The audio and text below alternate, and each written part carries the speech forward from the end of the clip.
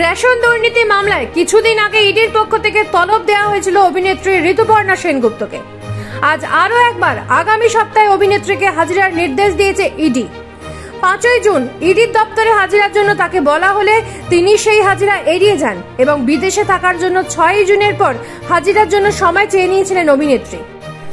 Ration বন্টন দুর্নীতি মামলায় আর্থিক লেনদেনের তথ্য সামনে রেখেই তাকে জিজ্ঞাসাবাদ করতে চায় এনফোর্সমেন্ট ডিরেক্টরেট। 5 বছর পর আবার অভিনেত্রীকে তলব করে ইডি।